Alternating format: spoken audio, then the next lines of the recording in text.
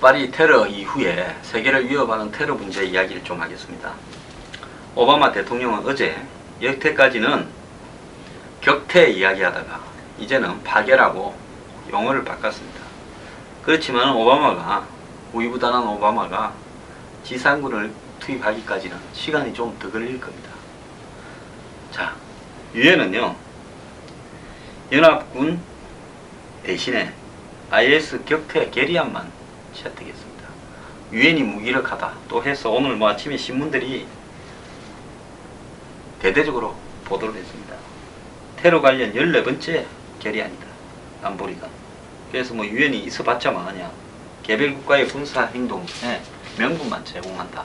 즉 미국이 이라크 침공할 때 명분을 제공했다든지, 그리고 5개 상위 미사국 이해가 엇갈려서 유엔 주도의 군사 작전을 못한다, 뭐 이런 이야기를 하고 있는데요. 자, 유엔이 사실상 뭐 아프리카에 있는 나라에 평화 유지군을 보낸다, 뭐 이런 정도가 유엔이 할 수 있는 최고치입니다. 뭐 지금 유엔 반기문 사무총장의 유엔이 뭐 무능력해서, 뭐 코피 아난 때의 유엔은 유능해서 뭐 일을 더하고 덜했던 게 아닙니다. 그때는 유엔이 부패하기도 했습니다. 이라크에 미국이 식량을, 어린애들, 약자들 식량을 공급하기 위해서만 오일을 갖다가 판매할 수 있다 이랬더니만, 그 오일 푸드 프로그램이라고 유엔이 주관하여 하라 했더만 코피 아난 아들이 뭐 오스트리아에 있는 밀협회 로비를 받은 브로커한테 뭐 돈을 받았다. 그렇게 해가지고 이라크가 실제로 팔 수 있는 쿼타보다 좀 늘려줬다, 뭐 그런 의혹이 등장하기도 했습니다. 자, 유엔이 뭐 솔직히 말하면 존재한다라는 의미 자체가 중요한 거죠. 뭐 유엔이 어떤 일을 할 거라고 기대하는 사람은 없습니다. 그러면 전 세계에 벌어지는 문제는 누가 처리합니까? 그건 유엔이 하는 게 아니라요, 이해 당사자가 처리해야 되는 겁니다. 유엔은 한국에 마지막으로 유엔군을 파견한 걸로, 유엔군은 앞으로 인류의 역사상 영원히 없을 수도 있습니다. 저 평화유지군이 아니라요, 각국이 부대를 보내가지고, 군대를 보내가지고 실제로 유엔의 결의안에 위반한 나라와 싸우는 일은 거의 없을 거라는 이야기입니다. 자, 그렇다면 IS 격퇴 위해서 지금 이해관계자들이 어떤 겁니까? 비행기 추락한 러시아, 그 다음에 130명이 죽고 350명이 다친 프랑스, 그 다음에 가장 큰 9.11을 경험하고 또 테러가 난다면 가장 가능성이 높은 미국, 이런 나라들, 또 뭐 중국도 얼마 전에 말리 수도에서 벌어진 호텔, 5성급 호텔 인질 사건 때 중국 사람이 한 3명 죽었지 않습니까? 피해자라서 연합군에 가담을 하면 할 수 있겠죠. 그러면 이런 사람들이 예를 들어서 이라크, 시리아에 걸쳐 있는 IS 하나라도 연합군대를 차출해서, 자, 미국이 10,000명 낼게, 러시아가 5,000명 내고, 프랑스가 3,000명 내고, 뭐 중국이 1,000명이라도 보내고, 또 원하는 나라 있으면 다 와라, 그렇게 해서 지상군을 보내가지고 IS를 청소해야 될 거 아닙니까? 솔직히 IS 그 게릴라 들일 때, 테러할 때 무섭지요. 본격적으로 지상군하고 한포 사격을 해야 되는데, 있고 공군하고요, 그 다음에 바다에서는 지중해에서 한포 사격을 해야 되는데, IS가 연합군 지상군하고 제대로 전투나 벌일 형편이 되겠습니까? 요즘 전투가요, 그처럼 뭐 탱크 몰고 가고 무슨 뭐 총 쏘고 기관총 쏘고 대포 쏘고 하는 전투 합니까? 이미요, 전투 벌어지기 전에 공군의 이 폭격과 그 다음에 한포 사격으로 얼추 끝나버리지 않습니까? 마지막으로 점령하러 가고 그 다음에 곳곳에 숨어있는 사람 색출해내는 역할이죠. 가면 이깁니다. 근데 왜 안 보낼까요? 자, 복잡한 이해관계가 또 있다는 겁니다. 자, 오바마는 자기 이미지 때문에, 자기는 이라크와 아프가니스탄에서 불완전한 승리를 거두고 있음에도 불구하고 다 미군 철수를 했다라는 걸 업적으로 만들려고 했고, 지금도 소수의 병력들을 보내고 아프가니스탄에는 또 정파를 더 하고 있음에도 불구하고 마치 철수를 하는 듯이, 자기의 정책이 유지되는 듯이 쇼를 하고 있습니다. 그러니까 다시 IS를 위해서 지상군을 보냈다면 그것이 자기가 또 전쟁을 벌인 사람으로 기록에 남을까봐 그게 싫은 겁니다. 저는요, 오바마 하는 태도를 보면요, 저 사람 아마 퇴임 이후에 이승만만한 보잘것없는 대통령으로 미국 역사에 남을 겁니다. 자기는 자기 업적이 크다고 생각할지 모르는데 그 중에 제대로 된 업적이 하나도 없습니다. 자, 러시아는요, 빤하죠.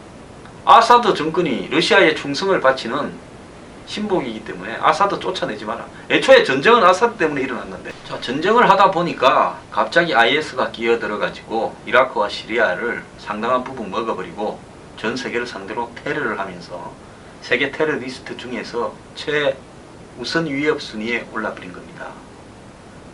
자, 그렇다면 아사드 정권을 쫓아내야 되냐 말아야 되냐가 연합지상군을 파견하는데 핵심적인 과제라면 저는 미국이나 프랑스가 러시아를 달래서 협상을 해야 된다고 봅니다. 즉, 새로 구성될 정부는 총선에 의해서 구성을 하자. 아사드도 거기 참석할 수 있다. 그래서 아사드의 권한도 일정하게 인정할 거니까 과도정부를 구성하자 라고 해서 그것도 살려놓고 그 다음에 전쟁을 중단하고 IS 격퇴전에 동참하고 같이 공동정부를 구성해서 시리아인들이 해결하라. 그래서 유럽에 나가 있는 시리아 난민들도 다 들어가고 재건 지원을 해줘서 살게 해야 될 거 아닙니까? 이것이 해결할 수 있는 방법이지요. 다른 방법이 없습니다. 시리아 국민들은 죄다 도망가고 남아있는 사람들은 외부에서 들어간 테러리스트들이 점령하고 있고 독재 정권은 명줄만 유지하고 있고 러시아가 도와줘가. 이게 정상적인 상황이 아니지 않습니까? 솔직히 아사드하고 IS하고 비교를 하자면 아사드는 IS의 100분의 1의 위협도 안 됐습니다. 그런 상황에서 솔직히 말하면 빈대 잡으려다가 곡간을 태워버린 격이 된 겁니다. 늑대 피하려다가 호랑이가 왔고요. 그렇기 때문에 현실적으로 생각을 해야 됩니다. 중동의 정치, 사회, 경제 수준에서 서구에서 생각하는 그런 민주적인 정부가 제대로 들어설 수 있겠나 하는 것도 인정을 해야 되는 겁니다. 자, 이런 부분들은요, 유엔이 할 수 있는 부분이 아닙니다. 그럼에도 불구하고 오늘날 한국의 언론이 뭐 유엔이 무기력하다, 무용론이 나온다고 이야기하는 거는 자기 대권과 관련해서 반기문 사무총장의 이름이 오르내리니까 그거 좀 긁어볼 거라고 하는 거라고 생각이 듭니다. 너무 빤히 보이는 이야기를 IS하고 연관시켜서 끌어내고 있습니다. 그런데 IS를 두드려 잡는 어벤져스, 즉 연합군단이다 뜻인데 센 나라들이 모여서 IS를 같이 잡는다. 이게 어려울 것 같다라는 것이 오늘까지 보도입니다. 미국하고 러시아가 그 IS 위협 앞에서도 서로 어르렁대고만 있다. 이런 제목이 나오는데요. 이 와중에 이제 멍드는 나라는 벨기에입니다.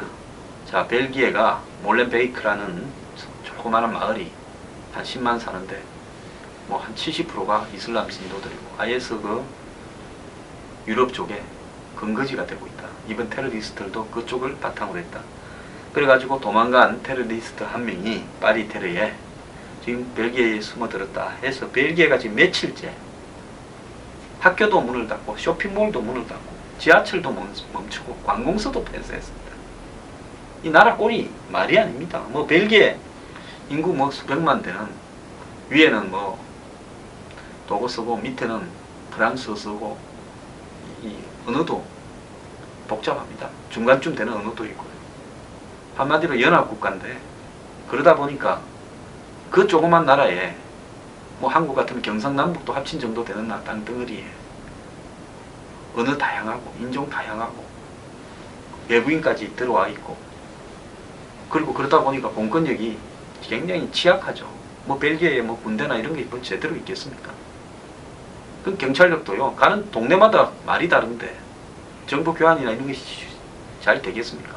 이러다 보니까 한때 EU에 수도가 있었던 수도로 브뤼셀이 한때 EU의 수도로 대접받았지 않습니까? 지금도 EU 관련 기구들이 굉장히 많이 있죠.